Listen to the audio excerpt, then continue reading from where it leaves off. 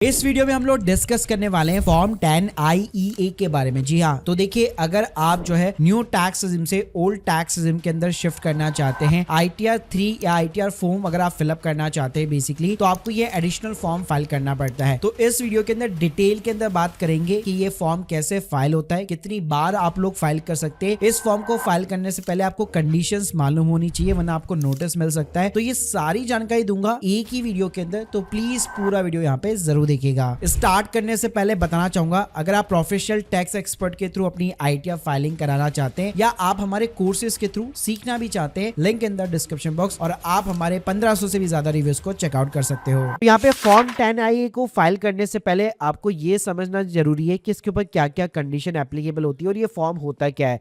तो जिनको भी new tax regime opt out करनी है, यानी न्यू से ओल्ड के अंदर जाना है, और स्पेशली जिनकी बिजनेस या प्रोफेशनल इनकम है, या जो लोग ITR 4 या ITR 3 फाइल करते हैं, उनको ये फॉर्म फाइल करना पड़ता है। जैसे स्क्रीन के सामने आप देख सकते हो, अगर आप ITR 4 जो है फॉर्म फाइल करना चाहते हो और ओल्ड टैक्स रिजिम के साथ में करना चाहते हो, तो यहाँ पे बकायदा आपको 10 IEA की डिटेल्स यहाँ पे देनी पड़ती है। तो यहाँ पे नॉर्मली ITR 3 और ITR 4 के लिए जब आप प्रोसीड करोगे तब आपको ये चाहिए होगा। अब बात करते हैं कि ये कौन कौन फाइल कर सकता है। तो जो भी इंडिविजुअल पर्सन है, HUF हो गया, EOP, BOIs, artificial jurisdiction persons वगैरह हो गए, उनको ये फाइल करना पड़ता है। नॉर्मली जिनकी भी बिजनेस या प्रोफेशनल से इनकम है, जो ITR 3 या ITR 4 फॉर्म को यूज करते हैं। लेकिन आप मान लीजिए अगर आप एक सैलरी पर्सन है, आप ITR 1 फाइल करते हो, 2 फाइल करते हो, पेंशनर्स हो, तो उस केस में आपको फाइल करने की जरूरत नहीं है। आप ITR 1 और 2 के अंदर आराम से कभी भी जो है इस एडिशनल फॉर्म को फाइल करने के बिना ही आप old tax regime, new tax regime या न्यू से ओल्ड के अंदर स्विच कर सकते हो।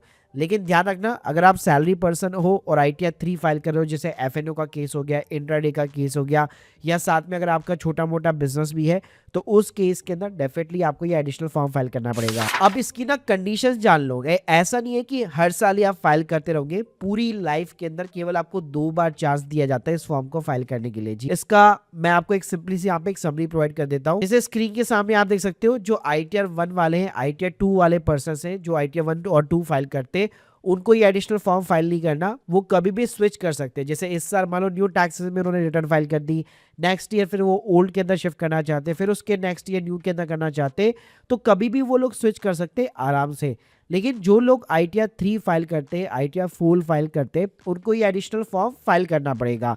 और ऐसा नहीं है कि हर साल यहाँ पे उनको एडिशनल फॉर्म फाइल करना है, केवल 2 टाइम्स यहाँ पे अलाउड रहता है। यानी एग्जांपल देता हूँ, जैसे मान लो असेसमेंट ईयर 25 और 26 अभी आप ITR फाइल करोगे, इस साल मान लो आपने एडिशनल फॉर्म 10 IEA फाइल कर दिया और आपने न्यू टैक्स रिजिम से ऑप्ट आउट करके आप ओल्ड टैक्स रिजिम के अंदर चले गए।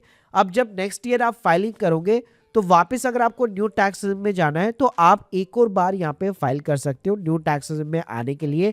लेकिन उसके नेक्स्ट ईयर आपके पास में भाई ऑप्शन खत्म हो गए, फिर अगेन आप फॉर्म 10 IEA फाइल नहीं कर पाओगे। यानी एक ईयर मान लीजिए आपने ओल्ड टैक्स रिजिम ले ली, फिर उसके नेक्स्ट ईयर आपने न्यू टैक्स रिजिम ले ली, फिर फर्दर आपको हमेशा न्यू टैक्स रिजिम के अंदर ही फाइल करनी पड़ेगी। आप वापस जो है ओल्ड के अंदर स्विच नहीं कर पाओगे।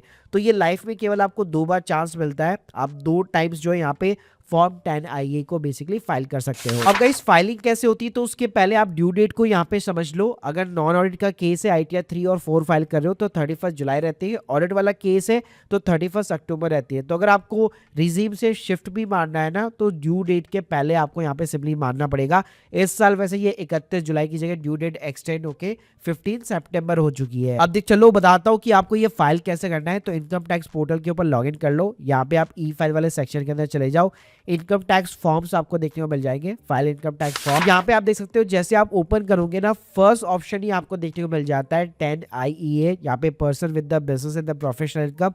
सिंपली यहाँ पे आपको फाइल नाउ बटन पे क्लिक करना है, नीचे की साइड में आना है, यहाँ पे आपको असेसमेंट ईयर 25-26 देखने को मिल जाएगा। कंटिन्यू बटन पे क्लिक करना है, लेट्स गेट स्टार्टेड। अब आपसे ही पूछेगा कि आपकी बिजनेस एंड प्रोफेशन से इनकम है। जी हाँ, बिल्कुल है, तभी हम लोग ये फॉर्म फाइल कर रहे हैं। तो आपको यस बटन पे क्लिक करना है। ड्यू डेट आपकी 31 जुलाई रहने वाली है बेसिकली यहाँ पे। तो यहाँ पे आपने वो सेलेक्ट कर लिया। नॉन ऑडिट वाला केस होता, ऑडिट वाला केस होता है, तो मैं 31 अक्टूबर सेलेक्ट कर लेता। सिंपली यहाँ पे कंटिन्यू करना है। यहाँ आपसे एक बार कंफर्मेशन मांगेगा कि भाई सोच समझ के तो फाइल कर रहे हो ना, क्योंकि एक बार अगर आपने वैलिडिटी कर लिया, फाइल कर लिया, तो उसके बाद में विड्रॉल ही होगा। तो आपको यस बटन पे क्लिक करना है। अब आप देखोगे 3 टैब्स खुल जाएगी। पहले बेसिक इन्फॉर्मेशन को सिंपली कंफर्म कर दो। अब यहाँ पे आप देख सकते हो बेसिक इन्फॉर्मेशन के अंदर या आपको ऑप्ट आउट करने के लिए बोलेगा। मैंने ऑलरेडी लास्ट ईयर फाइल किया हुआ था, तो अब वापस अगर मेरे को न्यू टैक्स में जाना है तो यहाँ पे आप देख सकते हो री एंटर, अपने आप ही इसने ऑप्शन सेलेक्ट कर लिया, वरना बेसिकली आपका ऑप्टिंग आउट रहता है। उसके बाद में ये एडिशनल इन्फॉर्मेशन मांगेगा, ये कोई भी इन्फॉर्मेशन आपको देने की जरूरत नहीं, आप सिंपली इसको नो कर दीजिए, सेव करा दीजिए। और लास्ट स्टेप में यार वेरिफिकेशन आता है, सिंपली यहाँ पे आप अपने फादर्स की डिटेल्स, मदर्स की डिटेल्स डाल दीजिए, कंफर्म कर दीजिए, टैब्स को प्लेस डाल दीजिए। उसके बाद में यहाँ पे आप प्रीव्यू चेक कर सकते हो और लास्ट में सिंपली आपको कुछ नहीं करना, proceed to e verify button पे क्लिक करना है, एक आधार ओटीपी डालना है और आपका यहाँ पे एडिशनल फॉर्म 10IA फाइल हो जाएगा। फिर जैसे फाइल हो जाता है आप वापस ई फाइल वाले सेक्शन में जाओ, इनकम टैक्स फॉर्म, तो यहाँ पे आप देख सकते हो व्यू फाइल्ड बेसिकली फॉर्म्स के अंदर, तो आपको ये 10IA देखने को मिल जाता है और यहाँ से बकायदा आप फॉर्म वगैरह डाउनलोड कर सकते हो और ये एक्नॉलेजमेंट नंबर वगैरह कब आपने फॉर्म फाइल किया ये डिटेल्स आप अपनी ITR फॉर्म के अंदर सबमिट कर सकते हो। तो गाइस इस तरह से आप यहाँ पे additional form 10IA basically file कर सकते हो अगर आप यहाँ पे न्यू टैक्स को ऑप्ट आउट करना चाहते हो, ओल्ड में जाना चाहते हो। लेकिन मैं आपको ऑलरेडी कंडीशन बता चुका हूँ, तो सोच समझकर यहाँ पे बेसिकली आप ऑप्ट आउट करना है। बाकी गाइस अगर आप टैक्स कंसल्टेंट की यहाँ पे हेल्प वगैरह लेना चाहते हैं या फिर आप हमसे सीखना भी चाहते हैं कोर्सेज के through, all supported link in the description box, आप हमारे 1500 से भी ज्यादा रिव्यूज को चेकआउट कर सकते हो। Thank you guys, thank you very much.